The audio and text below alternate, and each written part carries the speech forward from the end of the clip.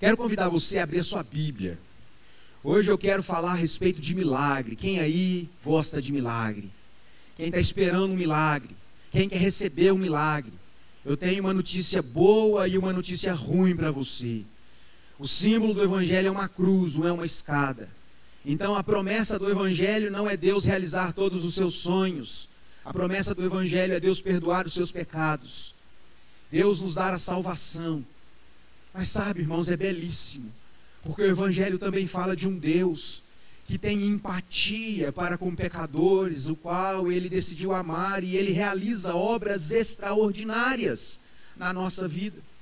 E embora a motivação do nosso coração pelo Evangelho, por Jesus, que é o centro do Evangelho, não seja simplesmente receber um milagre que esperamos, é lícito dobrar os nossos joelhos e apresentar diante do Senhor a razão da nossa petição, a razão da nossa angústia, a razão das nossas necessidades, crendo que Deus pode fazer um milagre grandioso. Eu creio nisso, irmãos. Eu gostaria de falar a respeito disso nessa noite, à espera de um milagre. João capítulo 2, versos 1 a 12, as bodas de Caná da Galileia. Diz assim a palavra do nosso Senhor: 3 dias depois, houve um casamento em Caná da Galileia. Achando-se ali a mãe de Jesus, Jesus também foi convidado com os seus discípulos para o casamento. Tendo acabado o vinho, a mãe de Jesus lhe disse: eles não têm mais vinho. Mas Jesus lhe disse: mulher, o que tenho eu contigo?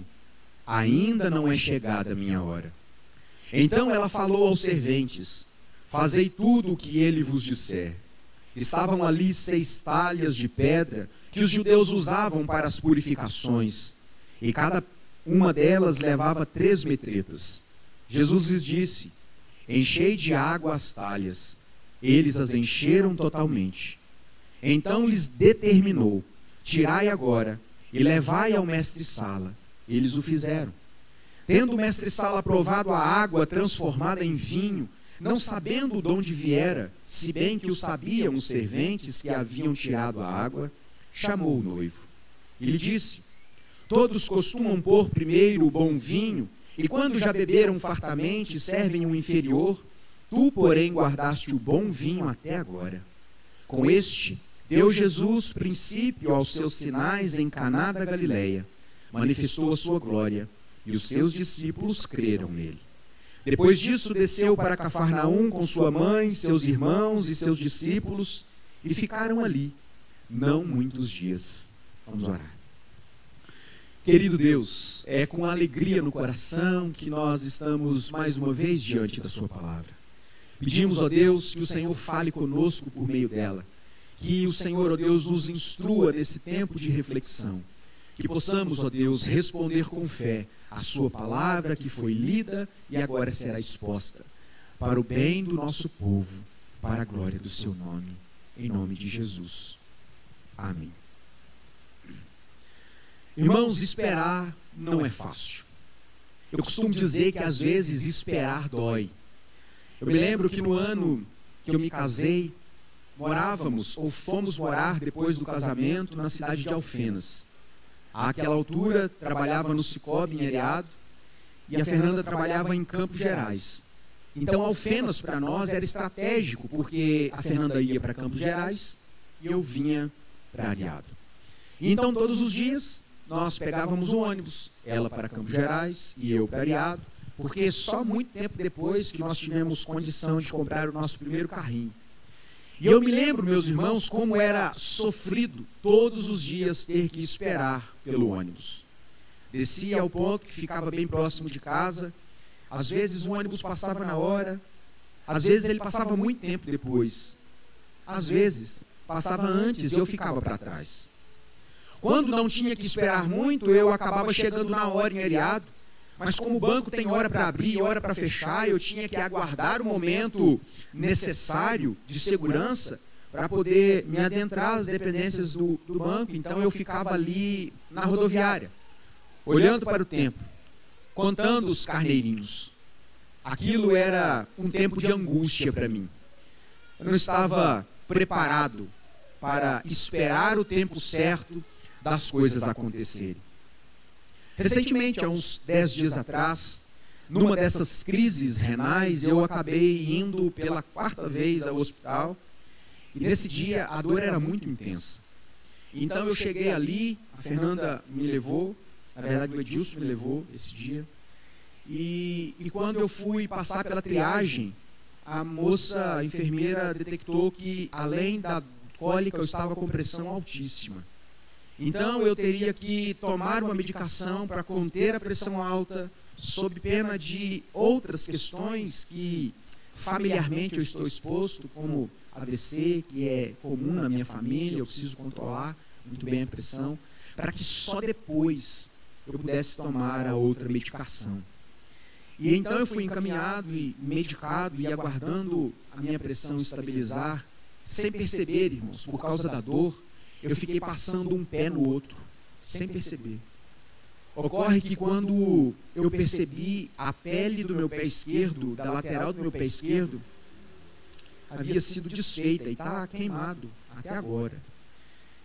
E eu fiquei pensando como esperar dói, como esperar às vezes machuca, como esperar às vezes traz sofrimento ao nosso coração. E eu gostaria muito de falar com você nessa noite a respeito de espera. E às vezes nós estamos esperando por verdadeiros milagres, por coisas que remédio por si só não podem fazer, que homens não conseguem produzir, mas nós precisamos e aguardamos, esperamos. Como muitas vezes a espera nos traz também ensinamentos. Eu gostaria de refletir com você a respeito da espera de um milagre. O texto que nós lemos fala que em determinado momento, quando Jesus tinha 30 anos de idade, ele foi, juntamente com sua mãe e por tabela os seus discípulos também, convidados para uma festa de casamento em Caná da Galileia. Num dado momento da festa, quando tudo parecia correr bem, o vinho simplesmente acabou. É muito interessante nós pensarmos que, embora isso pareça algo tão irrelevante, naquele tempo é necessário que nós nos lembremos que as festas costumavam durar dias, às vezes uma semana inteira. Vinham pessoas de muito longe e era necessário que os anfitriões recebessem bem os seus convidados. A responsabilidade dessas pessoas estava em jogo. Para um judeu, receber bem as pessoas era uma questão quase que religiosa. E naquele contexto, apesar de todo o cuidado que os noivos certamente tiveram, de toda a preocupação e planejamento, algo saiu de errado. Alguma coisa não deu certo. E é muito interessante perceber como Maria estava sensível às necessidades das pessoas à sua volta. O texto nos diz então que Maria, atento a tudo aquilo que estava acontecendo, chamou Jesus e disse: o vinho acabou. É muito interessante, meus irmãos, como Maria faz uma declaração para Jesus que nos revela coisas muito profundas. A razão pela qual Maria procurou Jesus para resolver uma situação difícil era porque se tinha alguém que sabia quem era Jesus, esse alguém ali era Maria. Maria sabia que Jesus era muito mais do que alguém que foi gerado no seu ventre. Jesus foi concebido pelo Espírito Santo. Jesus, o Messias, o Deus encarnado. Maria sabia que Jesus podia mudar aquela situação. E ela então apressadamente procura Jesus, como quem sabe no coração onde está a solução para a demanda do momento.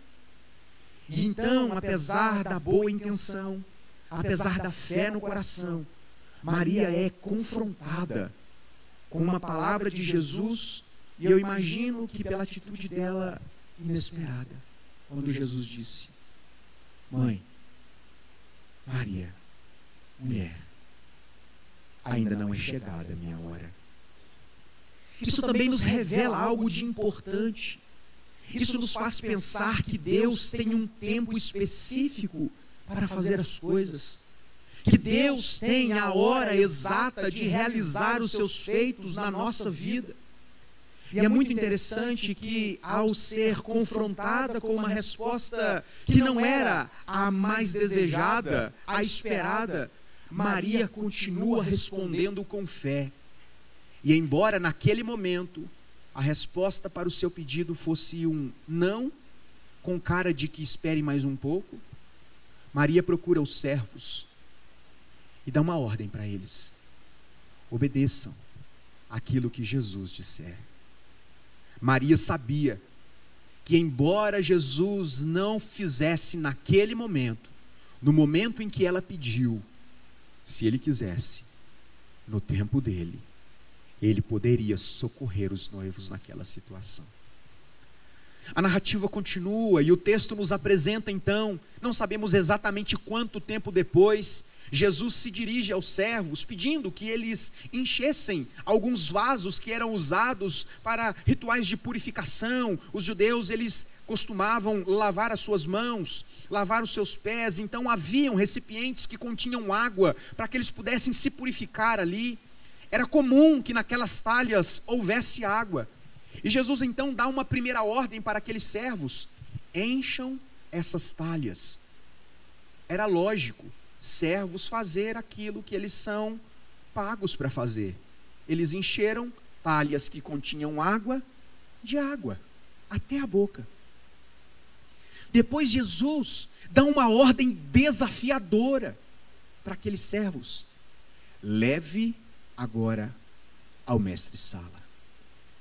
É desafiadora, irmãos, porque o mestre-sala não provava água para a purificação. O mestre-sala provava o vinho para a degustação.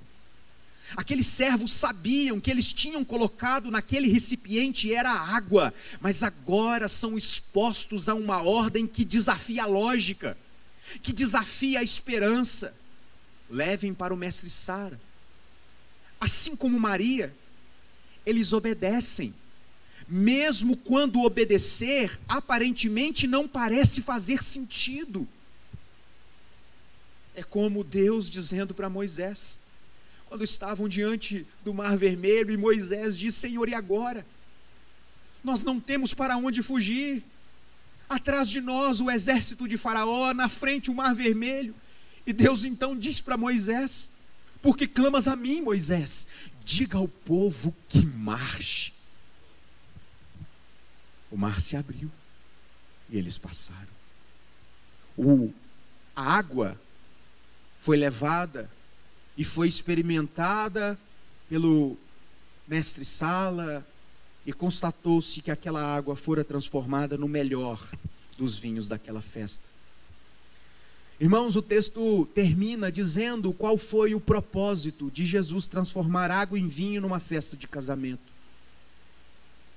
Deus estava vindicando a autoridade de Jesus como poderoso Filho de Deus. E a consequência deste sinal, e é assim que João trata esse milagre, como um sinal que traz autoridade para a mensagem e para o autor da mensagem, foi gerar fé no coração dos seus discípulos. Diz-nos o verso 11: e seus discípulos creram nele.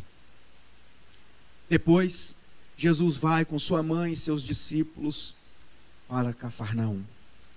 A Bíblia é repleta de histórias que falam a respeito de milagres grandiosos. Como cristãos, nós temos a Bíblia como a nossa única regra de fé e prática.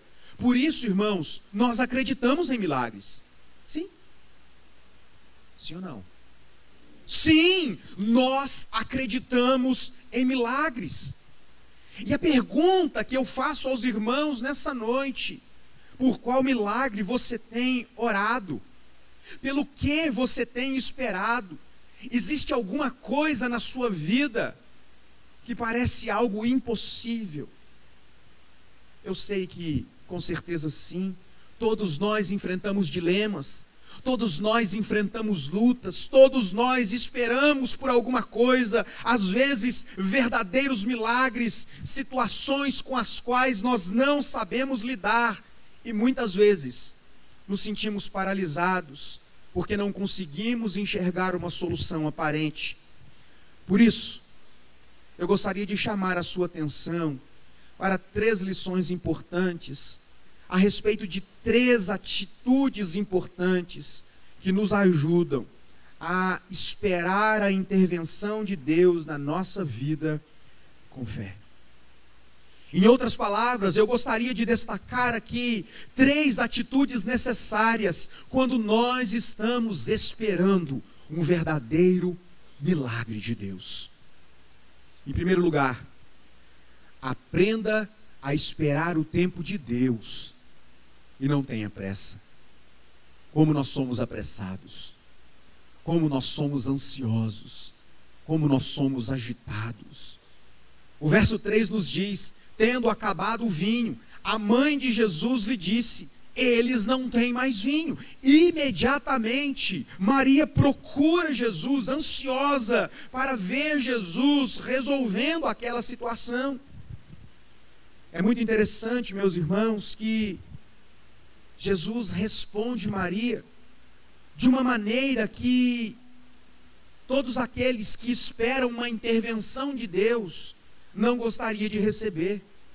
Porque nós gostamos quando Deus diz sim imediatamente aos nossos pedidos. Nós gostamos quando Deus faz exatamente aquilo que gostaríamos que Ele fizesse. Mas diferentemente disso, a resposta de Jesus foi: agora não. Agora não. Sem dizer exatamente por quê. Limitando-se a dizer: não é chegada a minha hora. 2 questões importantes me saltam aos olhos nesse pequeno diálogo de Jesus para com Maria. Em primeiro lugar, a pressa de Maria por ver o milagre acontecer. Como Maria procura imediatamente Jesus, ansiosa para ver a intervenção de Deus, e ao mesmo tempo, em segundo lugar, é possível perceber que Deus tem um tempo exato para fazer a sua obra. Note que pela resposta de Jesus, Maria não foi até Jesus apenas para dizer que havia um problema. Maria esperava que Jesus pudesse intervir naquela situação imediatamente, como quem faz um apelo: Jesus, resolva essa situação. A atitude de Maria me parece muito com as minhas atitudes muitas vezes. Por que não dizer, e me atrevo a dizer, com as nossas atitudes diante de Deus? Quando oramos a Deus e queremos que Deus haja em nós, na nossa situação, imediatamente, sob pena de ficarmos tristinhos com Deus, sob pena de ficarmos desanimadinhos com Deus, como se Deus fosse obrigado a nos atender na hora e na medida que nós muitas vezes estamos esperando. É interessante, meus irmãos, que independentemente da pressa de Maria, independentemente da pressa que muitas vezes nós expressamos para que Deus resolva as nossas demandas, Deus tem um tempo determinado para toda e qualquer situação. Eclesiastes capítulo 3, verso 1 vai dizer que tudo tem um tempo determinado, há tempo para todo propósito debaixo do céu. A atitude de Maria revela a ansiedade do seu coração por uma intervenção de Jesus naquela situação. Contudo, a resposta de Jesus revela que nós devemos aprender a controlar a nossa ansiedade, porque Deus nunca chega atrasado. Irmãos, Deus tem o seu tempo, Deus tem o seu momento de agir, e ainda que Deus não faça quando nós desejamos que Ele faça, o tempo de Deus é perfeito. É muito interessante como os capítulos 6 e 7 do livro de Juízes narra um diálogo de Deus, do anjo de Deus com Gideão. E num dado momento Gideão questiona o anjo dizendo: ai, Senhor meu, Se o Senhor é conosco, por que nos sobreveio tudo isso? Ou seja, o que o Senhor estava fazendo aí no céu que não veio ao nosso encontro? O que o Senhor estava fazendo de tão importante que não nos socorreu a tempo de nos livrar dos midianitas? Ele continua dizendo o que é feito de todas as maravilhas que os nossos pais nos contaram. Ou seja, o Senhor parece que mudou. Por que antes o Senhor agia livrando o povo e agora nós estamos sofrendo? Por que antes o Senhor interviu no tempo em que o povo saiu do Egito e agora nós somos assolados pelos midianitas? Ele conclui dizendo, o Senhor fez isso no passado, porém agora o Senhor nos desamparou e nos entregou nas mãos dos midianitas. Juízes capítulo 6, verso 13.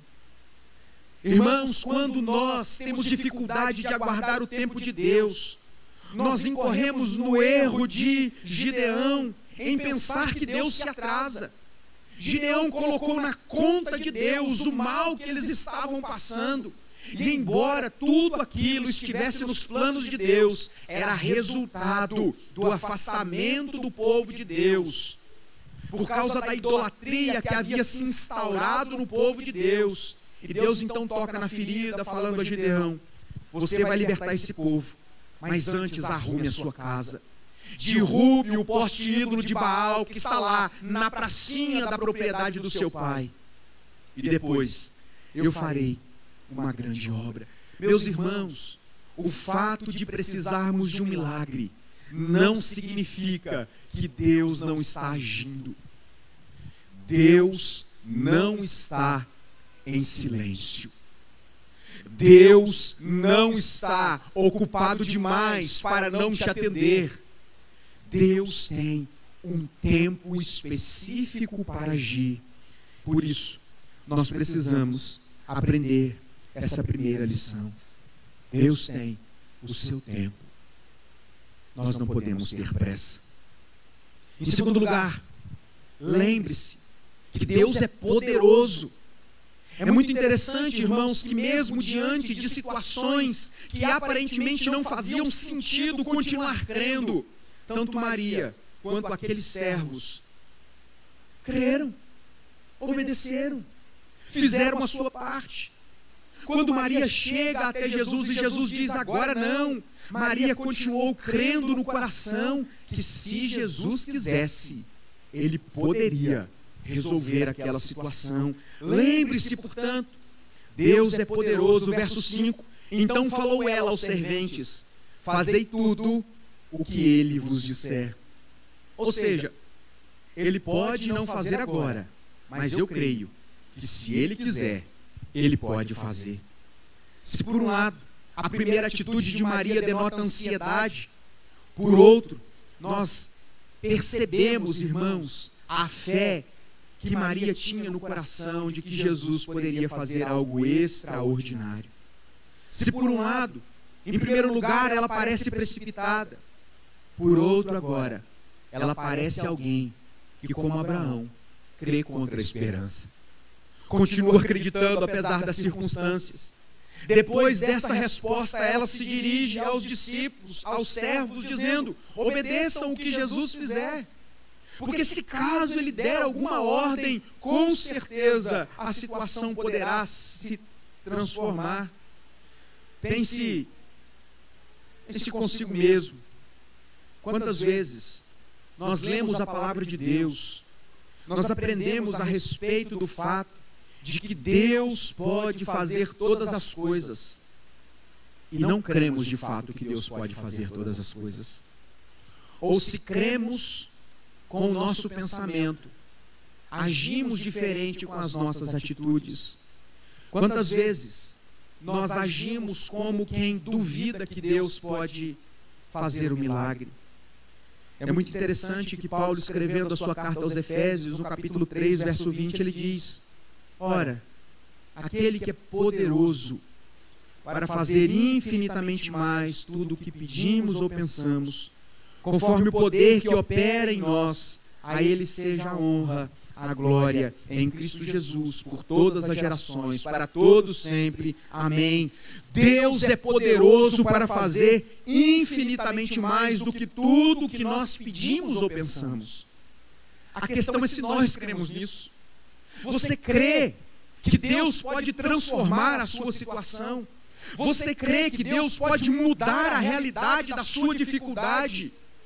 Então nós precisamos agir como quem crê. Maria acreditava nisso e ela agiu em conformidade com a sua fé, ainda que a resposta agora seja: não, espere mais um pouco, eu vou agir como quem sabe que Deus pode transformar.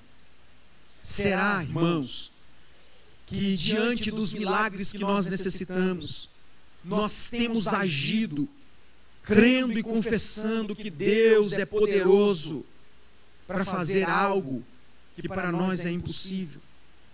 É muito interessante nós pensarmos que crer é mais do que viver por otimismo.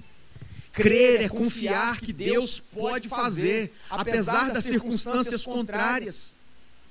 Mateus capítulo 21, verso 2 nos diz: tudo quanto, Jesus dizendo, tudo quanto pedirdes em oração, crendo, receberei. Não basta orar, não basta pedir. É necessário orar, pedir e crer que Deus pode fazer. Então, guarde esta lição no seu coração. Deus é poderoso para mudar a realidade à nossa volta. Em terceiro e último lugar, aprenda a obedecer com confiança. O texto vai nos dizer: então lhes determinou: tirai agora e levai ao mestre-sala. Eles o fizeram. Até esse momento, como eu disse, encher as talhas onde se punha água com água é algo normal, algo corriqueiro. Mas por que levar a água que estava numa talha que deveria ter água para o mestre-sala, que está ali para provar o vinho? Qual o sentido de obedecer uma ordem que parece não ter lógica? Qual o sentido de obedecer algo que parece ser impossível? É muito interessante, meus irmãos, que a partir deste momento, aqueles servos obedecem sem questionar a ordem de Jesus, e eles levam aquela água que fora transformada em vinho ao mestre-sala, numa ação de obediência com confiança. Não basta apenas obedecer, é necessário obedecer com confiança. Existem duas possibilidades de nós fazermos aquilo que Deus quer que nós façamos. A primeira possibilidade é obedecer a Deus, mas questionando a Deus. É fazer aquilo que nós sabemos que Deus quer que nós façamos, mas questionando as motivações de Deus, o tempo de Deus, a hora de Deus, as pessoas que Deus está agindo.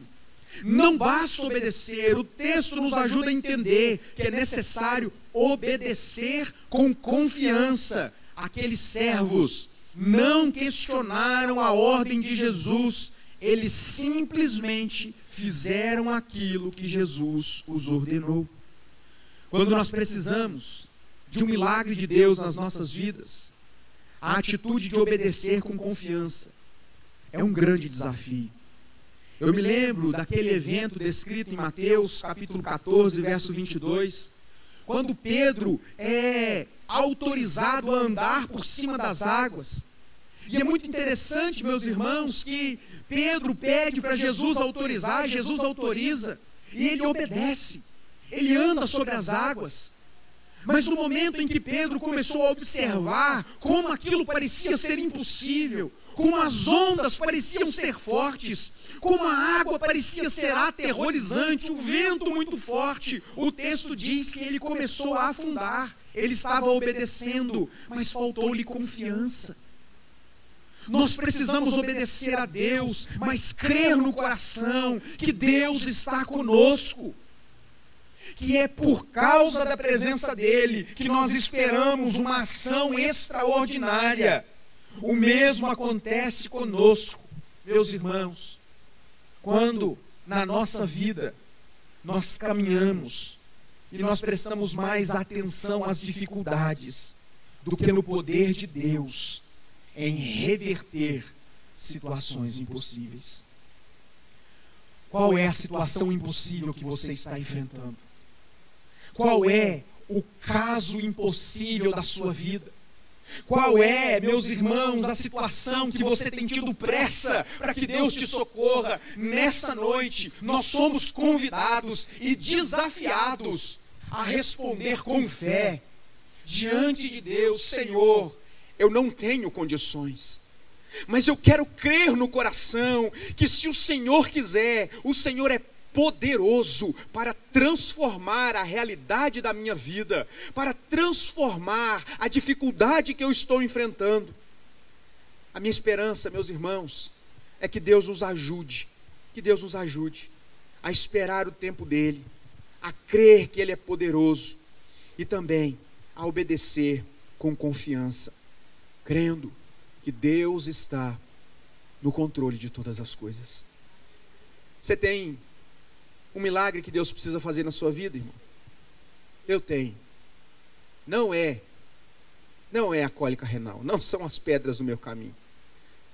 Eu tenho algo que eu tenho colocado diante de Deus.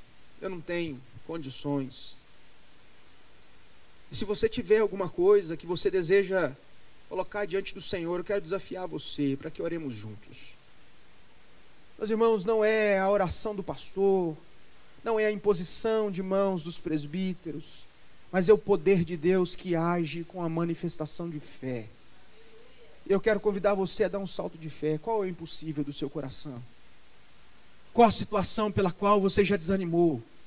Qual a situação que você não tem resposta? Eu quero convidar você. Se você deseja colocar isso diante do Senhor, vem aqui à frente. Nós vamos orar, irmãos. Nós vamos colocar isso diante do Senhor. Nós vamos clamar por uma intervenção de Deus na nossa vida, crendo que Deus é poderoso. Deus é poderoso para fazer aquilo que nós não conseguimos fazer, para resolver situações com as quais nós não temos mais meios e muitas vezes esgotamos todas as possibilidades que tínhamos, porque estamos tentando fazer aquilo que nós não conseguimos, mas Deus pode. A palavra de Deus está nos convidando a agir com fé. A palavra de Deus está nos convidando a crer que vale a pena esperar por um milagre de Deus. Vale a pena crer que Deus é poderoso para transformar situações. Como eu disse, irmãos, eu estou esperando o milagre de Deus. Eu não sei como. Eu não sei nem se Deus vai fazer esse milagre. Mas eu sei que Deus pode. Eu sei que se Ele quiser, Ele pode fazer. E eu quero obedecer. Eu quero apresentar diante dEle. Eu quero dizer: Senhor, eu não posso, mas eu sei que o Senhor pode. E eu quero desafiar você nessa noite com fé, colocar diante do Senhor aquilo que muitas vezes tem feito você desanimar, tem feito você sofrer. Eu creio, meus irmãos, que Deus é poderoso. Quero chamar meus irmãos presbíteros, venham aqui à frente.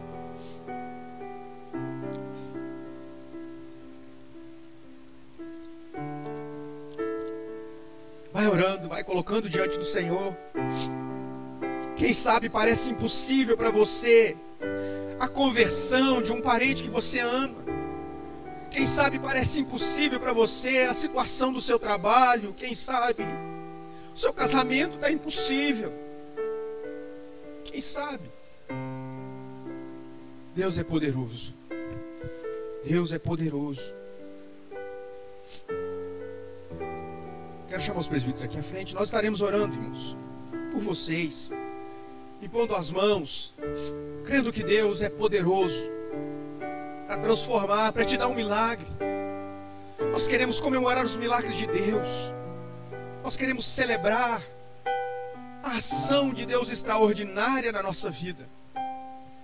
Se caso você nessa noite precisa do milagre da salvação, ore ao Senhor, pedindo ao Senhor, more no meu coração, perdoe os meus pecados, me aceita. É o seu momento. Peço que meus irmãos presbíteros estendam as suas mãos e podem orar com os meus irmãos, tocando, impondo as mãos enquanto nós oramos.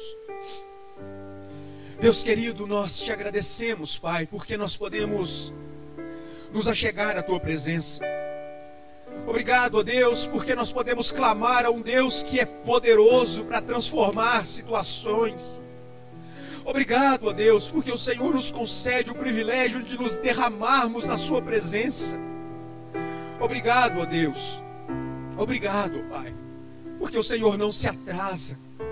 O Senhor, ó Deus, chega sempre no momento certo e nos acode nas nossas necessidades. Deus, nessa noite eu coloco diante do Senhor a vida dos meus irmãos, e o Senhor conhece cada coração, Deus. O Senhor conhece cada necessidade, Deus, cada angústia, cada sofrimento.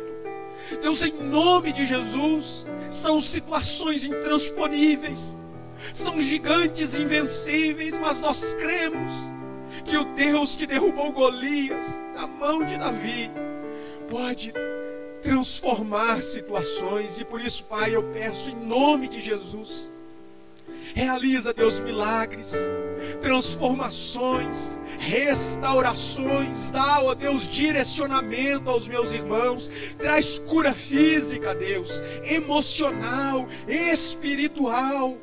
Deus, em nome de Jesus, tira o peso que muitos têm carregado sobre os seus ombros. Alivia, Deus, da culpa, do ressentimento. Deus, em nome de Jesus, cura as emoções, traz perdão. Deus, em nome de Jesus, traz salvação ao teu povo. Ah, Senhor, eu peço que o Senhor, ó Deus, nos dê condições de olhar acima, além das dificuldades. Nos ajuda, Deus, a simplesmente obedecer com confiança, a reagir com fé a esta palavra. Ó Deus, em nome de Jesus, nós colocamos diante de Ti, ó Deus, um peso. Ó Deus, nós colocamos diante do Senhor as nossas dificuldades, a nossa enfermidade, o luto, a tristeza, a angústia, a decepção, a depressão. Deus, nós colocamos diante do Senhor o nosso milagre e pedimos: haja, Deus, poderosamente nas nossas vidas. Cure, ó Deus, o seu povo. Dá-nos esperança, dá-nos fé, ó Deus, para obedecer, mesmo quando obedecer aparentemente não faça sentido algum. Nos ajude, Deus, a agir com esperança, mas quando for necessário, nos ajude a agir contra a esperança, como Abraão agiu. Mesmo, Deus, quando as circunstâncias disserem não, que o Senhor nos faça olhar para trás e ver que o Senhor esteve conosco e o Senhor continua andando conosco. Ainda, Deus, que nos faltem pontes, ainda, Deus, que nos faltem meios de atravessar, nós cremos que o Senhor é poderoso para abrir, ó Deus, o mar vermelho das nossas dificuldades, os rios Jordões das adversidades, e nos fazer atravessar para o cumprimento da promessa do Senhor. Obrigado, ó Deus, porque o Senhor cuida de nós. Obrigado, ó Deus, porque o Senhor traz alento ao nosso coração. Obrigado, ó Deus, por essa noite de cura. Obrigado por essa noite de restauração. E assim como o profeta certa vez disse a Ana, que clamava diante do teu altar angustiada, esperando o milagre de Samuel, eu quero, ó Deus, pedir que o Senhor abençoe a vida dos meus irmãos, e que, segundo a vontade do Senhor, o Senhor lhes conceda aquilo que eles estão desejando, em nome de Jesus Cristo, nosso Senhor. Amém. Deus te abençoe. Creia. Em nome de Jesus.